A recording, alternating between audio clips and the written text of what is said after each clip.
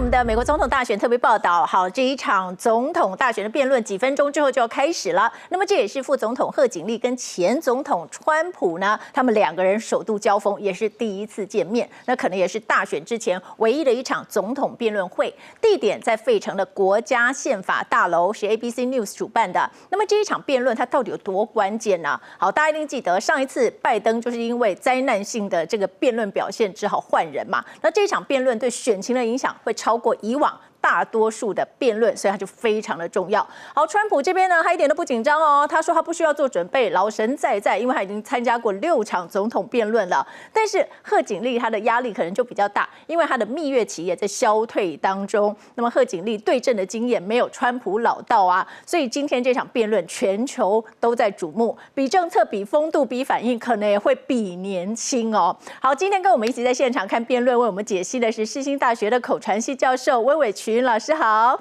主播好，各位观众大家好。好，所以呢，我们待会呢就会一起来看这一场辩论，同时呢，我们的老师也会在现场帮我们再一一解读他们的一些辩论方面的技巧。同时呢，我们国际中心的资深口译卢巧萍也会帮我们做翻译。好，我们接着就先来看看到目前为止最新的情况。现在呢，这个川普跟贺锦丽他们两个人民调是差不多的，但是大家也吓一跳说，川普感觉上他的恢复力蛮惊人的，也就是现在是不是贺锦丽她的蜜月期已经在消退当中？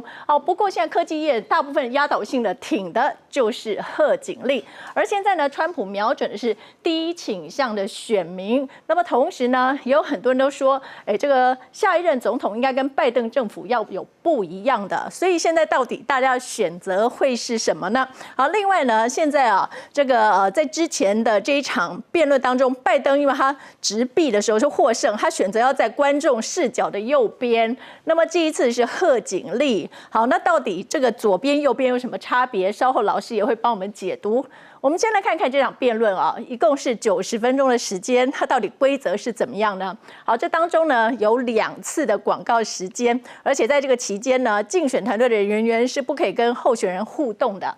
好，规则的部分，候选人在对方发言的时候，麦克风就要被静音、被关麦。然后呢，这个辩论过程当中是不会有观众的，还有候选人不可以带书面笔记。另外呢，在休息期间，就刚刚讲到不可以接触工作人员，还有呢，候选人也不可以向对方提问。另外呢，攻防的焦点就包括了边境移民、经济的部分，还有他们特质跟形象。好，尤其在特质形象的部分，之前呢，川普不是一直攻击说拜登很老很老吗？就他现在自己变成老的这一个，所以大家也在看说，到底在这个辩论场当中，他会释出什么样的年轻跟活力的态度啊？这也是大家都在关注的。我们先带你来了解。If you got something to say.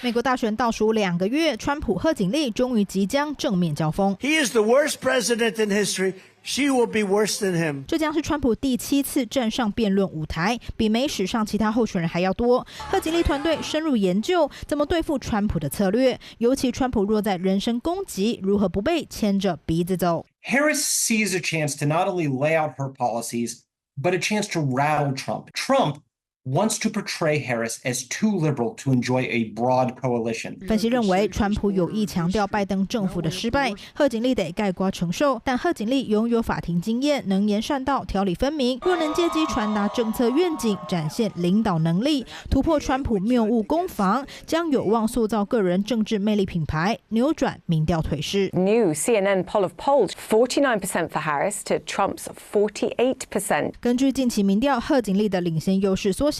纽约时报更显示，川普反超1个百分点，而在摇摆州、北卡州和乔治亚州，川普更多赢3个百分点。Kamala Harris and the communist left have unleashed a brutal plague of bloodshed, crime, chaos, misery, and death upon our land. He plays from this really old and tired playbook, right? Where there's no floor for him in terms of how low he will go. 川普向来不按牌理出牌，贺锦丽也期待川普秀下限。这场检察官与重罪犯的直球对决，亮点满满，对双方都具有重大意义。辩论赢家渴望在选举最后阶段冲出催票优势。三立新闻陈佩报道。好，所以老师，这场辩论真的非常重要，因为它可能是选前唯一的一场这个辩论，而且它可能会变成一个大选的胜负的因素，一个很关键的一场辩论。是的，我们在看棒球的时候，最后僵局，现在民调基本上统计上是平手。对，所以呢，这等于是强迫取分，谁先失分或谁打出智力的一击，在90分钟里面呢，大家就在等那个关键的一刻。哦，也就是说变得好的话，不一定加分，但是你如果说在辩论的时候表现不好的话，就肯定失分，而且它可能是选前唯一的一场这个辩论，而且它可能会变成一个大选的胜负的因素，一个很关键的一场辩论。是的，我们在看棒球的时候，最后僵局，现在民调基本上统计上是平手。对，所以呢，这等于是强迫取分，谁先失分或谁打出智力的一击，在90分钟里面呢，大家就在等那个关键的一刻。哦，也就是说变得好的话，不一定加分，但是你如果说在辩论的时候表现不好的话，就肯定失分，而且可能会影响到选战的结果。是，这个可能会很像我们平常看足球，全场大多数的时候没有进球，可是什么时候都可能进球。哇！所以这场辩论，如果说现在观众切进来这个频道的话，我相信你也在跟我们一起分享这个关键的时刻。对，那我们就想说，两边一定会做好这些准备嘛。可是你看川普，他就老型仔仔，他就讲说，我不用准备，因为我已经辩论过6次了，而且他真的就是信手拈来那一款的。可是你看看那个贺锦丽的话，他是比较好学生型的，所以说他面对在这个总统辩论这种高压的情况之下，大家就会来检视说他表现的怎么样。其实川普不是没有准备，那是叫 lifetime preparation。一般我们在公众传播叫终身准备。对，他在这个 campaign trail 里面也在准备。也就是说，他根本就是用一生来准备了。是因为其实我们实际上在从事电视辩论的时候，每一块是个别一小块一小块准备的，所以我每一场在造势的过程当中，我都在准备。哦，所以就是说他真的是经验比较老道啦，所以大家就会担心说，哎，贺锦丽，尤其他现在的蜜月期已经在消退了嘛，就是说两个人的民调是差不多，可是呢，本来大家是想说贺锦丽应该可以维持一个高度的，但是现在看起来是有点往下在掉，然后呢，川普又有点赶上的这样的一个趋势，所以呢，这场辩论就变成非常的关键。是的，是的，极度关键，尤其是有30%的选民想要知道贺锦丽具体的政策到底是什么。对，因为有很多的选民都说，哎，他们到现在还搞不清楚贺锦丽他的政策到底怎么样，然后他跟那个就是之前的拜登到底两个人有什么不同，有没有什么大破大立的政策，好像都没有提出来。是，尤其是不管是讲政策或人格，要有感 ，relate to people。换句话说，今天你可以听到有很多大概是标题的、口号的，但是呢，等于说把所有政策都化成捷径。那人格呢，也会在这中间呢展现出来。哦，这个人格的部分很重要，而且我看有很多的新闻啊，这些分析报道就讲说，贺锦丽在这一次的这个辩论当中，他会试图去激怒川普哦，因为想要看看他到底会有什么样的人格出现。好，不过我们现在看看 ABC 现在的转播已经开始了，我们先带你来了解现在第一手的最新的画面。Spirited and thoughtful debate. So let's get started. I want to begin tonight with the issue that voters repeatedly say is their number one issue, and that is the economy and the cost of living in this country. Vice President Harris, you and President Trump were elected 4 years ago, and your opponent on the stage here tonight often asks his supporters, are you better off than you were 4 years ago? When it comes to the economy, do you believe Americans are better off than they were 4 years ago? So I was raised as a middle-class kid. And I am actually the only person on this stage who has a plan that is about lifting up the middle class and working people of America. I believe in the ambition, the aspirations, the dreams of the American people.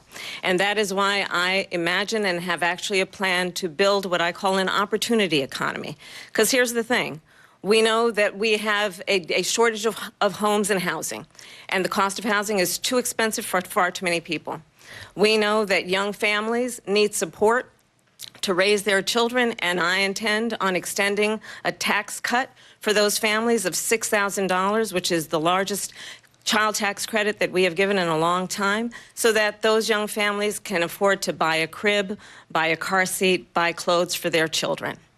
My passion, one of them, is small businesses. My mother raised my sister and me, but there was a woman who helped raise us. We call her our second mother. She was a small business owner. I love our small businesses. My plan is to give a $50,000 tax deduction to startup small businesses, knowing they are part of the backbone of America's economy. My opponent, on the other hand, his plan is to do what he has done before. which is to provide a tax cut for billionaires and big corporations, which will result in $5 trillion to America's deficit. My opponent has a plan that I call the Trump's sales tax, which would be a 20% tax on everyday goods that you rely on to get through the month.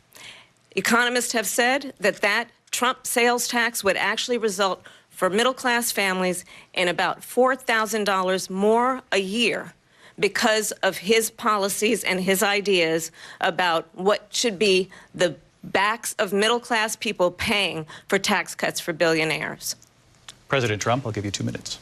First of all, I have no sales tax. That's an incorrect statement. She knows that.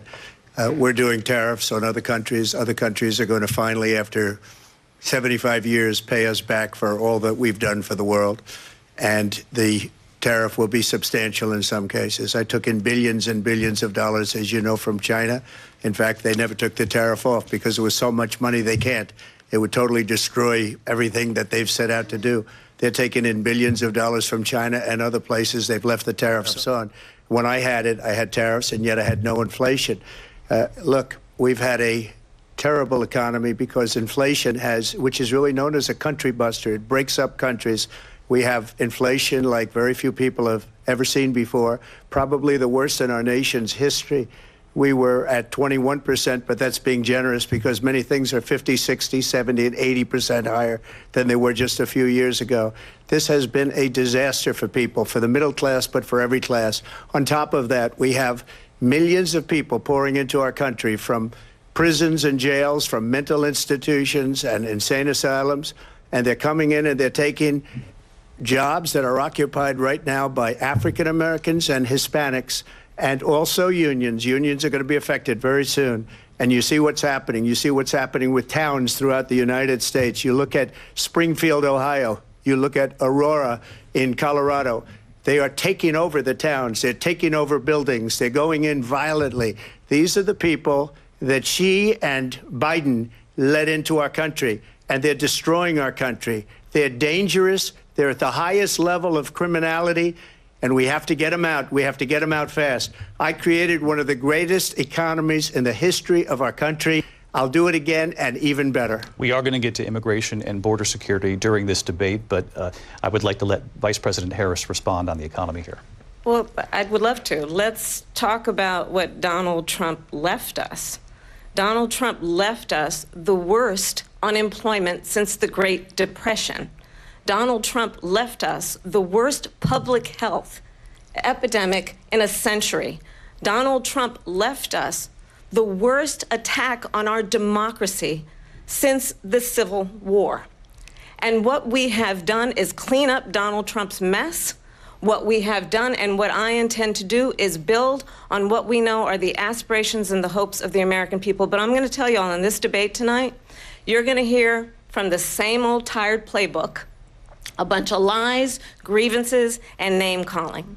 What you're going to hear tonight is a detailed and dangerous plan called Project 2025 that the former president intends on implementing if he were elected again. I believe very strongly that the American people want a president who understands the importance of bringing us together, knowing we have so much more in common than what separates us. And I pledge to you to be a president for all Americans. President Trump, will give you a minute here to respond. Number one, I have nothing to do, as you know, and as she knows better than anyone, I have nothing to do with Project 2025. That's out there. I haven't read it. I don't want to read it purposely. I'm not going to read it. This was a group of people that got together. They came up with some ideas, I guess some good, some bad. But it makes no difference. I have nothing to do. Everybody knows I'm an open book. Everybody knows what I'm going to do. Cut taxes very substantially and create a great economy like I did before. We had the greatest economy. We got hit with a pandemic. And the pandemic was not since 1917, where 100 million people died, has there been anything like it. We did a phenomenal job with the pandemic. We handed them over a country where the economy and where the stock market was higher than it was before the pandemic came in. Nobody's ever seen anything like it. We made ventilators for the entire world. We got gowns, we got masks, we did things that nobody thought possible. And people give me credit for rebuilding the military. They give me credit for a lot of things, but not enough credit for the great job we did with the pandemic. But the only jobs they got were bounce back jobs. These were jobs bounce back, and it bounced back, and it went to their benefit. But I was the one that created them. They know it, and so does everybody else. Vice President Harris, I'll let you respond. So Donald Trump has no plan for you. And when you look at his economic plan, it's all about tax breaks for the richest people. I am offering what I describe as an opportunity economy, and the best economists in our country, if not the world, have reviewed our relative plans for the future of America. What Goldman Sachs has said is that Donald Trump's plan would make the economy worse, mine would strengthen the economy. What the Wharton School has said is Donald Trump's plan would actually explode the deficit. 16 Nobel laureates have described his economic plan as something that would increase inflation and by the middle of next year would invite a recession. You just have to look at where we are and where we stand on the issues. And I'd invite you to know that Donald Trump actually has no plan for you because he is more interested in defending himself than he is in looking out for you. That's just a soundbite. They gave her that to say. Look, I went to the Wharton School of Finance, and many of those professors, the top professors, think my plan is a brilliant plan. It's a great plan. It's a plan that's going to bring up our worth, our value as a country. It's going to make people want to be able to go and work and create jobs and create a lot of good, solid money for our country. And just to finish off, she doesn't have a plan. She copied Biden's plan, and it's like 4 sentences, like run, spot, run. 4 sentences that are just, oh, we'll try and lower taxes. She doesn't have a plan. Take a look at her plan. She doesn't have a plan. Mr. President, I do want to drill down on something you both brought up. The Vice President brought up your tariffs. You responded, and let's drill down on this, because your plan is what she calls is essentially a national sales tax. Your proposal calls for tariffs, as you pointed out here, on foreign imports across the board. You recently said that you might double your plan, imposing tariffs up to 20% on goods coming into this country. As you know, many economists say that with tariffs at that level, costs are then passed on to the consumer. Vice President Harris has argued it'll mean higher prices on gas, food, clothing, medication, arguing it costs the typical family nearly $4,000 a year. Do you believe Americans can afford higher prices because of tariffs? They're not going to have higher prices. What's going to have, and who's going to have higher prices, is China and all of the countries that have been ripping us off for years. I was the only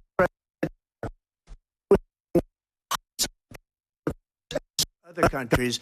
And, you know, if she doesn't like them, they should have gone out and they should have immediately cut the tariffs. But those tariffs are there 3.5 years now under their administration. We are going to take in billions of dollars, hundreds of billions of dollars. I had no inflation, virtually no inflation. They had the highest inflation perhaps in the history of our country, because I've never seen a worse period of time. People can't go out and buy cereal or bacon or eggs or anything else. The people of our country are absolutely dying with what they've done. They've destroyed the economy. And all you have to do is look at a poll. The polls say 80 and 85 and even 90% that the Trump economy was great, that their economy was terrible. Vice President Harris, I do want to ask for your response, and you heard what the president said there, because the Biden administration did keep a number of the Trump tariffs in place. So how do you respond? Well, let's be clear that the Trump administration resulted in a trade deficit, one of the highest we've ever seen in the history of America. He invited trade wars. You want to talk about his deal with China? What he ended up doing is, under Donald Trump's presidency, he ended up selling American chips to China to help them improve and modernize their military, basically sold us out, when a policy about China should be in making sure the United States of America wins the competition for the 21st century, which means focusing on the details of what that requires, focusing on relationships with our allies, focusing on investing in American-based technology so that we win the race on AI, on quantum computing, focusing on what we need to do to support America's workforce so that we don't end up having on the short end of the stick in terms of workers' rights. But what Donald Trump did, let's talk about this, with COVID, is he actually thanked President Xi for what he did during COVID. Look at his tweet. "Thank you, President Xi," exclamation point, when we know that Xi was responsible for lacking and not giving us transparency about the origins of COVID. President Trump, I'll let you respond. First of all, they bought their chips from Taiwan. We hardly make chips anymore because of philosophies like they have and policies like they have. I don't say her because she has no policy. Everything that she believed 3 years ago and 4 years ago is out the window. She's going to my philosophy now. In fact, I was going to send her a MAGA hat. She's gone to my philosophy. But if she ever got elected, she'd change it. And it will be the end of our country. She's a Marxist. Everybody knows she's a Marxist. Her father's a Marxist professor in economics, and he taught her well. But when you look at what she's done to our country, and when you look at these millions and millions of people that are pouring into our country monthly, where it's, I believe, 21 million people, not the 15 that people say, and I think it's a lot higher than the 21. That's bigger than New York State pouring in. And just look at what they're doing to our country. They're criminals. Many of these people coming in are criminals. And that's bad for our economy, too. You know, you mentioned before, we'll talk about immigration later. Well, bad immigration is the worst thing that can happen to our economy. They have, and she has, destroyed our country with policy that's insane. Almost policy that you'd say they have to hate our country. President Trump, thank you. Lindsay? I want to turn to the issue of abortion. President Trump, you've often touted that you were able to kill Roe v. Wade. Last year, you said that you were proud to be the most pro-life president in American history. Then last month, you said that your administration would be great for women and their reproductive rights. In your home state of Florida, you surprised many with regard to your 6-week abortion ban because you initially had said that it was too short. And you said, quote, I'm going to be voting that we need more than 6 weeks. But then the very next day, you reversed course and said you would vote to support the 6-week ban. Vice President Harris says that women shouldn't trust you on the issue of abortion because you've changed your position so many times. Therefore, why should they trust you? Well, the reason I'm doing that vote is because the plan is, as you know, the vote is, they have abortion in the 9th month. They even have, and you can look at the governor of West Virginia, the previous governor of West Virginia, not the current governor, who's doing an excellent job, but the governor before, he said the baby will be born and we will decide what to do with the baby. In other words, we'll execute the baby. And that's why I did that, because that predominates, because they're radical. The Democrats are radical in that. And her vice presidential pick, which I think was a horrible pick, by the way, for our country, because he is really out of it. But her vice presidential pick says abortion in the 9th month is absolutely fine. He also says execution after birth. It's execution, no longer abortion, because the baby is born, is okay. And that's not okay with me, hence the vote. But what I did is something for 52 years. They've been trying to get Roe v. Wade into the states. And through the genius and heart and strength of 6 Supreme Court justices, we were able to do that. Now, I believe in the exceptions for rape, incest, and life of the mother. I believe strongly in it. Ronald Reagan did also. 85% of Republicans do. Exceptions. Very important. But we were able to get it, and now states are voting on it. And for the first time, you're going to see, look, this is an issue that's torn our country apart for 52 years. Every legal scholar, every Democrat, every Republican, liberal, conservative, they all wanted this issue to be brought back to the states where the people could vote. And that's what happened. Now, Ohio, the vote was somewhat liberal. Kansas, the vote was somewhat liberal, much more liberal than people would have thought. But each individual state is voting. It's the vote of the people now. It's not tied up in the federal government. I did a great service in doing it. It took courage to do it. And the Supreme Court had great courage in doing it. And I give tremendous credit to those 6 justices. There is no state in this country where it is legal to kill a baby after it's born. Madam Vice President, I want to get your response to President Trump. Well, as I said, you're going to hear a bunch of lies, and that's not actually a surprising fact. Let's understand how we got here. Donald Trump hand-selected 3 members of the United States Supreme Court with the intention that they would undo the protections of Roe v. Wade. And they did exactly as he intended. And now in over 20 states, there are Trump abortion bans, which make it criminal for a doctor or nurse to provide health care. In one state, it provides prison for life. Trump abortion bans that make no exception even for rape and incest, which understand what that means. A survivor of a crime of violation to their body does not have the right to make a decision about what happens to their body next. That is immoral. And one does not have to abandon their faith or deeply held beliefs to agree. The government, and Donald Trump certainly, should not be telling a woman what to do with her body. I have talked with women around our country. You want to talk about this is what people wanted? Pregnant women who want to carry a pregnancy to term, suffering from a miscarriage, being denied care in an emergency room because the healthcare providers are afraid they might go to jail, and she's bleeding out in a car in the parking lot. She didn't want that. Her husband didn't want that. A 12 or 13-year-old survivor of incest being forced to carry a pregnancy to term. They don't want that. And I pledge to you, when Congress passes a bill to put back in place the protections of Roe v. Wade, as President of the United States, I will proudly sign it into law. But understand, if Donald Trump were to be reelected, he will sign a national abortion ban. Understand, in his Project 2025, there would be a national abortion, a monitor that would be monitoring your pregnancies, your miscarriages.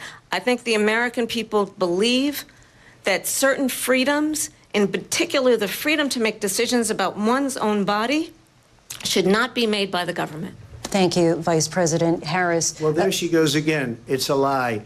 I'm not signing a ban, and there's no reason to sign a ban, because we've gotten what everybody wanted. Democrats, Republicans, and everybody else, and every legal scholar wanted it to be brought back into the states, and the states are voting. And it may take a little time, but for 52 years, this issue has torn our country apart, and they've wanted it back in the states. And I did something that nobody thought was possible. The states are now voting. What she says is an absolute lie. And as far as the abortion ban, no, I'm not in favor of abortion ban, but it doesn't matter, because this issue has now been taken over by the states. Would you veto a national abortion ban if it came to your desk? Well, I won't have to, because, again, two things. Number one, she said she'll go back to Congress. She'll never get the vote. It's impossible for her to get the vote, especially now with the 50-50, and essentially 50-50 in both Senate and the House. She's not going to get the vote. She can't get the vote. She won't even come close to it. So it's just talk. You know what it reminds me of? When they said they're going to get student loans terminated, and it ended up being a total catastrophe. The student loans, and then her, I think probably her boss, if you call him a boss, he spends all his time on the beach. But look, her boss went out and said, we'll do it again. We'll do it a different way. And he went out, got rejected again by the Supreme Court. So all these students got taunted with this whole thing about this whole idea, and how unfair that would have been. Part of the reason they lost to the millions and millions of people that had to pay off their student loans. They didn't get it for free, but they were saying it's the same way that they talked about that they talk about abortion. But if I could just get a yes or no, because your running mate, J.D. Vance, has said that you would veto it if it did come to your desk. Well, I didn't discuss it with J.D. In all fairness, J.D., and I don't mind if he has a certain view, but I think he was speaking for me, but I really didn't. Look, we don't have to discuss it, because she'd never be able to get it, just like she couldn't get student loans. They couldn't get student loans. They didn't even come close to getting student loans. They taunted young people and a lot of other people that had loans. They can never get this approved. So it doesn't matter what she says about going to Congress. Well, wonderful. Let's go to Congress. Do it. But the fact is that for years they wanted to get it out of Congress and out of the federal government, and we did something that everybody said couldn't be done. And now you have a vote of the people on abortion. Vice President Harris, I want to give you your time to respond, but I do want to ask, would you support any restrictions on a woman's right to an abortion? I absolutely support reinstating the protections of Roe v. Wade. And as you rightly mentioned, nowhere in America is a woman carrying a pregnancy to term and asking for an abortion. That is not happening. It's insulting to the women of America. And understand what has been happening under Donald Trump's abortion bans. Couples who pray and dream of having a family are being denied IVF treatments. What is happening in our country? Working people, working women who are working 1 or 2 jobs, who can barely afford childcare as it is, have to travel to another state to get on a plane sitting next to strangers, to go and get the health care she needs. Barely can afford to do it, and what you are putting her through is unconscionable. And the people of America have not, the majority of Americans believe in a woman's right to make decisions about her own body, and that is why in every state where this issue has been on the ballot, in red and blue states both, the people of America have voted for freedom. Vice President Harris, excuse me, I have to respond. Another lie. It's another lie. I have been a leader on IVF, which is fertilization. The IVF, I have been a leader. In fact, when they got a very negative decision on IVF from the Alabama courts, I saw the people of Alabama and the legislature 2 days later voted it in. I've been a leader on it. They know that, and everybody else knows it. I have been a leader on fertilization, IVF. And the other thing, you should ask, will she allow abortion in the 8th month, 9th month, 7th month? Come on. Okay, would you do that? Why don't you ask her that question? Why don't you answer the question? Would you because veto? Under Roe v. Wade, answer the question, would you veto? You could do abortions in the 7th month, the 8th month, the 9th month, not true. and probably after birth. Just look at the governor, former governor of Virginia.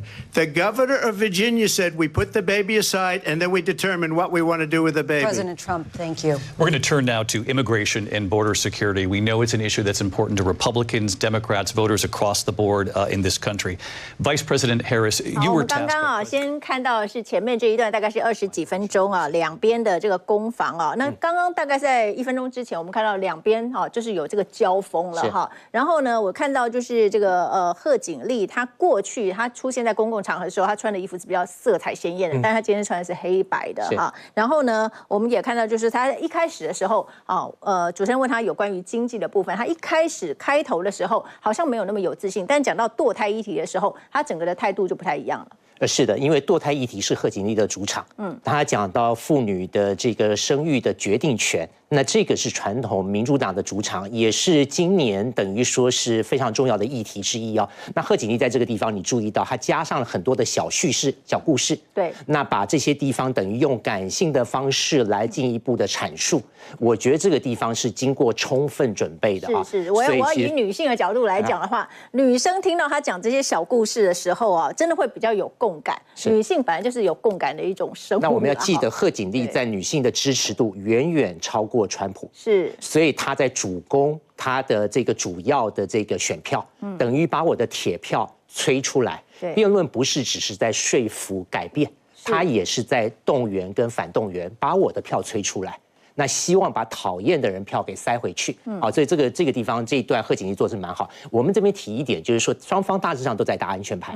那么川普呢，大致上呢中间有一个大家各位听众或许有注意到，就是说他事实上是 There she go again，这个地方是模仿那个雷根在对卡特辩论的时候，他是那个讲说 There you go again。那所以呢，其实双方都是经过这个幕僚很详细准备的，包括中间你发现并没有一刀毙命的这个情况，目前为止，因为大家都很小心，川普今天也相当节制。那贺锦丽呢，其实不同意的时候也面带笑容，因为有很多人说贺锦丽以前火力很强，但有的时候太侵略了。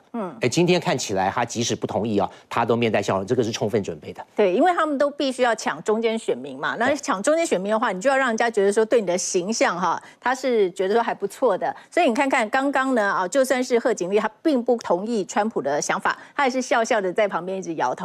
但我一直注意到，就是其实川普跟上一次他跟拜登辩论的时候差不多，就是他每一次不管对方讲什么，他不会回头去看对方，他就是一直看着前面，要不然就看着下面，就好像说我不在乎你这种感觉。但是他的对手都会一直看着他。是。好，那刚刚从这个20分钟的表现当中，你觉得两边到目前为止在辩论技巧上谁会比较好一点？一开始贺锦丽的确有一点过度准备，有一点紧张，施展不开，特别是第一个议题经济不是对贺锦丽最有利的议题，然后而且又一直攻他们通膨的问题。但是贺锦丽充分准备，所以很快就转回关键词，叫做中产阶级。对，所以我帮中产阶级减税立刻就拉回安全答案。在辩论准备当中，一般来讲，我们给候选的建议也都是这样：一旦我碰到了我不自在的时候，我回到我最自在准备好的标准答案。那贺锦丽在这方面是守住的。那后面一到了这个堕胎权的时候，贺锦丽就表现得非常精彩。是。那当然，川普这方面也是有备而来，因为你发现说川普并不是在那边挨打的，对，他其实是有反驳。今天川普相当克制，贺锦丽呢也都有攻有守啊，所以目前为止。双方大致上都打安全牌，这个等于在拳击里面呢不轻易出拳，对，那都很小心守得很紧，就 do no harm 嘛，两边都是一样温和啦哈。因为之前的话，川普他的话有时候还连脏话什么都飙出来，但我们看到他这一次的话就有节制，对不对？对。而且我也看到，就是说他，因为他常常都会把事情模糊化啊，然后乱枪打鸟。那一开始讲到经济的部分，他后来又自己讲到边境议题了，也就是说，算是他的主场，他的主场算是他比较优势的部分。是。一般来讲，我们在辩论的筹划的过程当中是3阶段，就前面预期的设定，然后接下来辩论中间，然后完了之后，双方的名嘴跟代言人会出动。所以如果今天后面的结果是这样，没有明显的一刀毙命，没有明显的优势的话，双方的名嘴、双方的测试就会出动去说，我这边辩论比较好。所以你可以看到后面会有辩论延长赛，意思是说，就是他的幕僚、他的代言人、他这边的盟友会跳出来继续帮他来主张。那这个等于是我们一般叫做 spinning， 我们后面的这个等于操弄后面的这个论述。好，你讲到操弄的后面的论述，我之前也是有看到有些报道是上面讲说，如果之后大家在讨论是经济的议题的话，那就表示川普他可能讲的比较好；如果讲的是年轻啊、有活力啊、跟年纪相关的话，那表示是 Harris 表现比较好。Exactly， 这个就是议题的显著性 （salience）。因为你知道，有的时候你要直接选民，经过多年的时间，你要直接说服他很难。但是你让他去注意某个议题比较重要，这会影响他投票。因为你会用经济来投，用移民来投，还是用堕胎来投，那结果不一样。是。还有就是我要请教老师啊，因为我们一开始就讲说，为什么他们就投那个钱币啊？那如果说比较就是赢的那个，大部分会选在右边，也就是 Harris 现在这个位置嘛，贺锦丽这个位置，为什么？因为画面上啊，右边主要是主场。你可以大部分看到大部分画面上的主持人在右边，大部分。然后呢，这个过去呢，如果说是左边是改变现状，右边是现在啊，通常是这样。不过我也要说，实证上《印度时报》这个讲法，当然它这个新闻引起很多讨论。对。实际上在过去的例子里面没有得到实证。为什么这么说呢？上次拜登在右边。然后呢，第一次的甘乃迪跟尼克森辩论，尼克森落败，尼克森在右边。是。然后呢，还有很多这个过去的例子里面呢，我们看到居优势的候选人，包括贺锦丽对潘斯，在2020年的时候，贺锦丽在左边，对，潘斯在右边。是。所以这个呢，就算是有影响，它影响不显著。当然，就幕僚的角度来讲的话呢，如果现在我有得选，你既然已经选了最后发言权，这个很重要那我就要选画面的，因为最后发言权是川普那边嘛，是不是？那因为在传播上面这比较有优势吗？有，因为这有心境效应。我们通常头中尾的顺序是有影响的，最后会留给观众最后的一个议题的这样的一个印象，这个心境叫 recency effect。所以这个一般来讲，如果有得选，我一定选最后一个讲话。所以最后因为另外一个人也没得讲，没得反驳了嘛，然后让大家听到最后的结论。所以我最后关掉电视之前，我记得是最后一个候选人。所以关掉电视之前记得的是最后那个候选人讲的话。所以这个部分的话，待会就来看看川普有没有赢面哈。好，美国总统大选现在在进行这个辩论当中啊，我们先来给大家看一下，因为现在就是一个肉搏战的情况嘛，双方的这个民调都是在误差范围之内，大概是2%。那今天的这个辩论，它的表现就非常的关键了。我们先给大家看一下，像是摇摆州的民调的部分啊，像是这个威斯康星州啦，还有密西根州的部分啊，我们看到这是贺锦丽，她是比川普要具有优势的。然后呢，像是在乔治亚州的部分呢，还有这个内华达州啦跟宾州的部分呢，两边也都是差不多平分秋色。那么在宾州的部分，我们看到这个贺锦丽呢是稍微高一点点。宾州这个地方特别讲，因为宾州它是掌握了19张的选举人票，它是这几个摇摆州里面选举人票最多的一州，所以有一句话就是说得宾州者得天下，就是你要是赢的话你拿了这些票19张你拿了的话，你就可以坐上白宫的宝座了。而且在宾州呢，在今天辩论完之后1个星期之后，他们就可以开始提前投票了所以这是非常关键的一个地方。还有一个地方也是非常关键，就是乔治亚州的部分。为什么乔治亚州也是候选人入主白宫之路的关键呢？我们带大家来看看。贺贺锦丽与华兹开始巴士巡回造势，亲切与选民合照。第一站就选在关键摇摆州乔治亚。Never let any circumstance knock you down or slow you down. Just keep going at it. That's who you are, and that's why we are so confident in everything that you are doing and will continue to do for our country. 贺锦丽团队以民主党较少关注地区为主。Michigan 9-point lead for Biden, Wisconsin 7-point lead for Biden, Pennsylvania 7-point lead for Biden. 摇摆州是指两党差距不超过3%的州份。早在4年前，拜登就在总统大选时，在7大摇摆州中一次拿下6个，并以此在2020年总统大选中获胜。此外，6月的总统大选辩论也在乔治亚州举行，因为首府亚特兰大正是主办方 CNN 总部所在地。We win Georgia, we win everything. 因此，民主党也了解乔治亚州对总统大选重要性，并在2020总统大选时以0.24%领先，拿下16张选举人票。其余亚利桑那州、威斯康星州、宾州、内华达州与密西根州，拜登也分别以极小优势超越川普。而川普唯一拿下的北卡罗来纳州，与拜登差距也不超过1.5%。Republican Governor Brian Kemp, who won re-election 2 years ago despite a Trump-backed primary challenge. Earlier this month, Trump repeatedly blamed Kemp and Secretary of State Brad Raffensperger for his Georgia loss in 2020. 尽管一直被川普批评，但坎普依旧在外媒采访时表示，他坚持力挺川普，因为共和党拿下乔治亚州对政党利益至关重要。因此，在2020年川普习败后，共和党出台超过250个法案，试图限制选民资格，而乔治亚州也跟进，要求选民证件必须要有照片，而这严重危害到黑人权利，因为有超过20%的黑人选民身份证上没有照片，而白人却不到1成，目的就是为了要降低投票率，引发外界哗然。They need to take the politics out of it.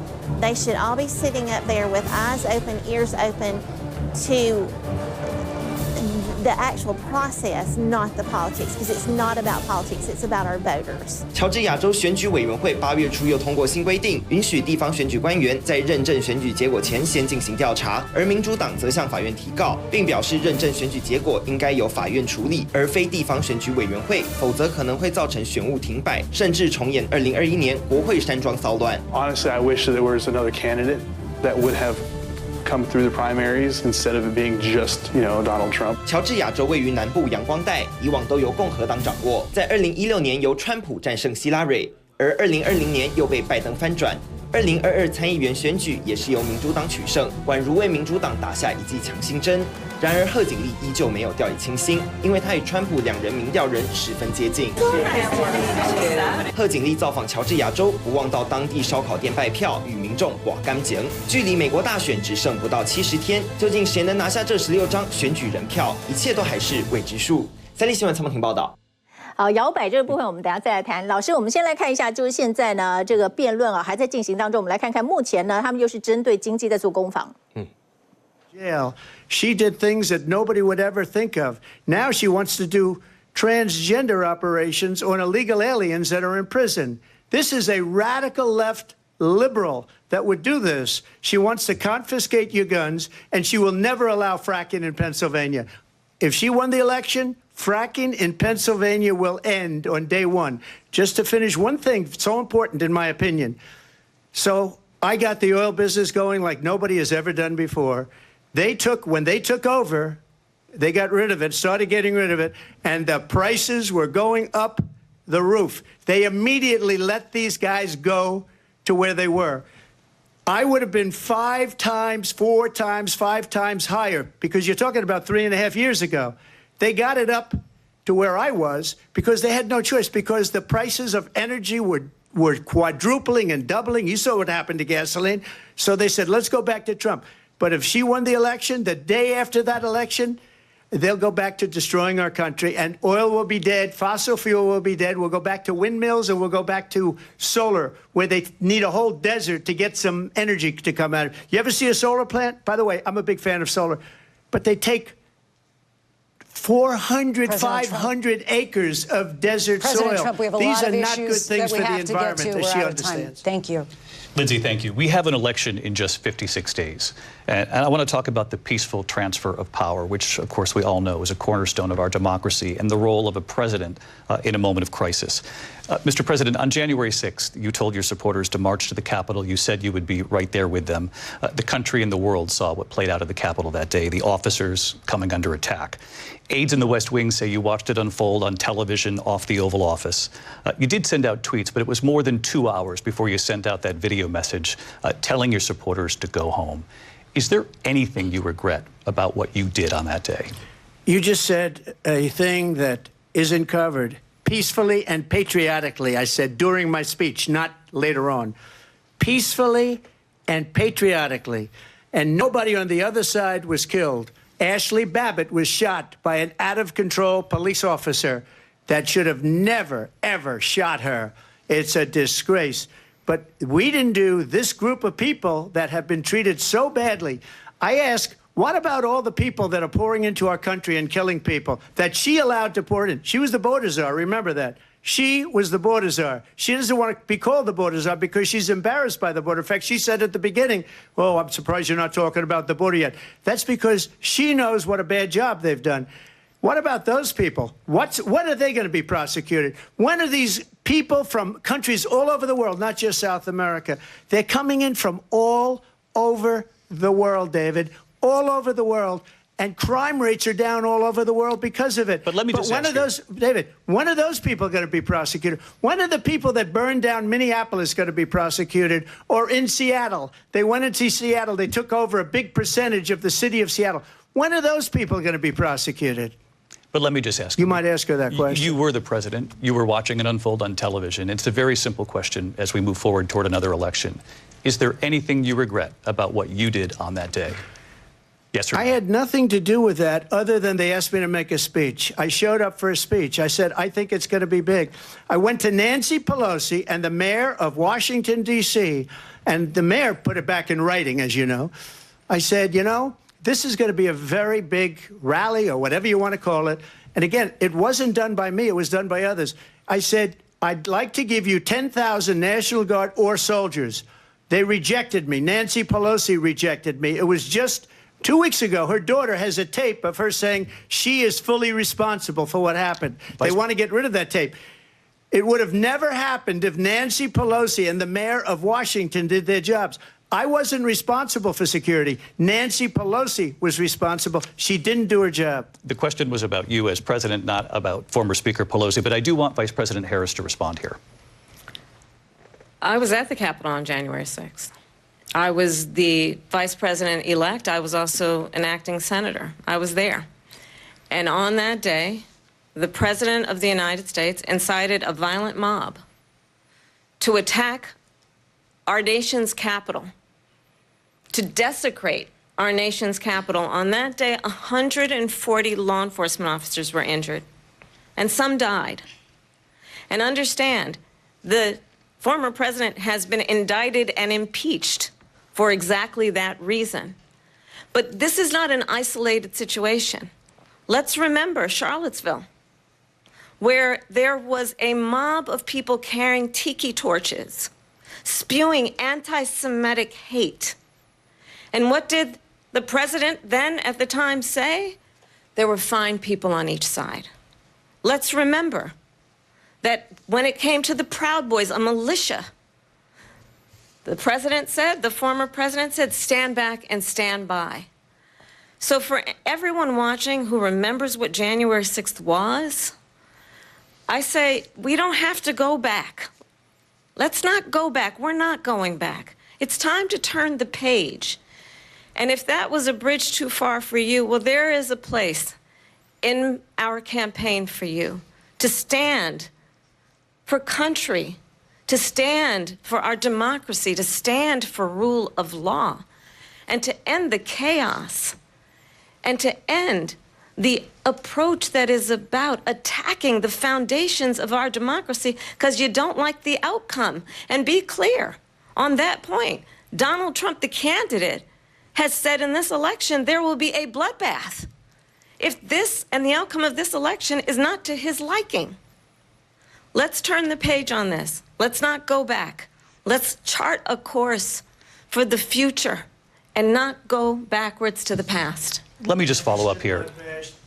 It was a different term, and it was a term that related to energy because they have destroyed our energy business. That was where bloodbath was. Also, on Charlottesville, that story has been, as you would say, debunked. Laura Ingraham, Sean Hannity, Jesse, all of these people, they covered it. If they go an extra sentence, they will see it was perfect. It was debunked in almost every newspaper, but they still bring it up, just like they bring 2025 up. They bring all of this stuff up. I ask you this. You talk about the Capitol. Why are we allowing these millions of people to come through on the southern border? How come she's not doing anything? And I'll tell you what I would do, and I would be very proud to do it. I would say we would both leave this debate right now. I'd like to see her go down to Washington, D.C. during this debate because we're wasting a lot of time. Go down to, because she's been so bad, it's so ridiculous. Go down to Washington, D.C. and let her sign a bill to close up the border because they have the right to do it. They don't need bills. They have the right to do it. The President of the United States, you'll get him out of bed. You'll wake him up at 4 o'clock in the afternoon. Right. You'll say, come on down to the office. Let's sign a bill.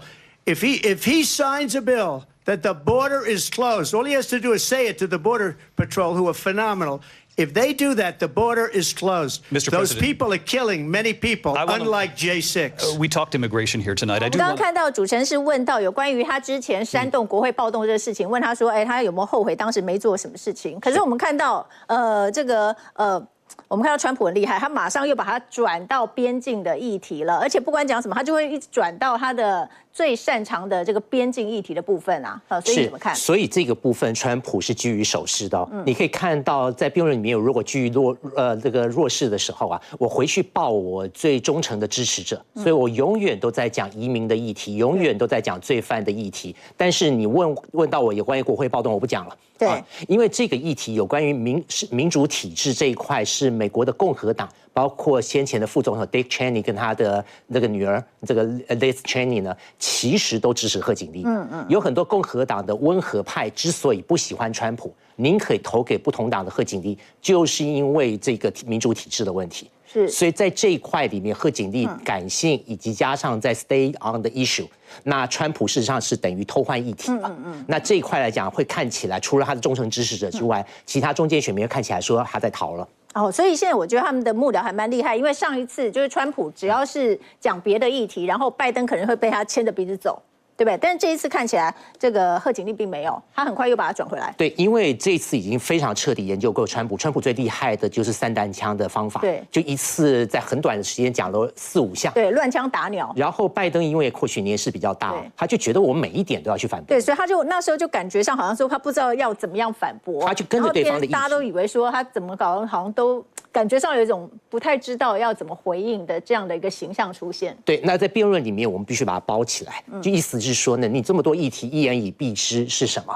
那贺锦这一点做得不错，他就立刻回到了原来的这个主议题。所以这一点来讲，当然这个主持人 ABC 的这个主持人问的这一题，本来对贺锦丽本来就是比较有利的，对他是有利的。那我们也来看看，像川普还有这个贺锦丽他们两个人面对镜头的态度，因为我们刚刚一直看到这个川普啊，他都一直是直的看着前面或者是低头，他完全没有在看贺锦丽，感觉上没有把他放在眼里。那但是呢，贺锦丽就不断的一直在看着川普，那感觉上好像川普现在才是老大这样的一个态势啊。是因为在辩论里面非常两难的事情啊，是你要展现力度还是喜爱度优先？贺锦丽是比较沟通型的，对，所以换句话说，我都一直在显示说我尊重你讲的时候，我看你。那川普呢，就是我头摆回来。那做最高领袖的时候，有一些人崇拜这个权威的人，喜欢这种型。你可以看到，事实上有非常多美国非常多的 nonverbal communication 的 expert， 他们在分析川普的时候，他的眼睛是往下看，他的嘴巴通常是抿着，不像上次拜登嘴巴这个是打开，这个对力度是不利的。然后那个川普的下巴经常是往上扬的，所以种种来讲，力度都是川普里面最重要。意思就是。我就是那个 alpha， 我就是那个老大，我才是那个老大。那对于很多被边缘化在一个社会里面无力的人，这种很有吸引力。所以川普不管怎么样乱讲话呢，事实上在美国社会里面都有一定比例的非常强烈的支持者。那贺锦丽这样的方式相对来讲，对中间选民。会比较有利一点。那到目前为止，你觉得谁表现比较好？因为川普他说他已经经过6次的电视辩论，他也不用准备啊哈。然后贺锦丽的话，他参选到现在只接受过1次电视专访，而且被认为说他讲的有点模糊不清。但你觉得他今天表现怎么样？我觉得今天贺锦丽表现的是不错的。一开始或许有点过度准备，有一点太拘谨，然后甚至第一个议题对他不利，所以呢他有一点拘谨。后面呢，其实我们看到贺锦丽大致上一些敏感议题都有守住。那所以呢，目前为止没有那种击毙一刀毙命的情况呢，其实对他来说呢，对于去了解他的政策。对于喜爱他的人喜爱度来讲是有帮助的。不过我们也必须说，就是在过去的过程当中呢，美国的选举制度，我们台湾很多人都知道，就是说它是用538张选举人票，对，所以如果普选票赢了，未必是赢家。那所以呢，最后的结果，为什么川普刚刚又回来要讲这个 fracking， 就是有关于页岩油，为什么要讲这个？因为宾州。川普要抢的是，因为他要抢的是宾州，得宾州者得天下，对不对？所以如果即便贺锦丽全国的支持度像2016年希拉蕊一样赢了，希拉蕊那次普选票赢的，对，可是川普只要在这个摇摆州赢的比较多，他还是可能赢的。好，就一票一票算起来，加起来如果是赢的，但问题是他们美国算是选举人票，所以并不是一票一票加起来。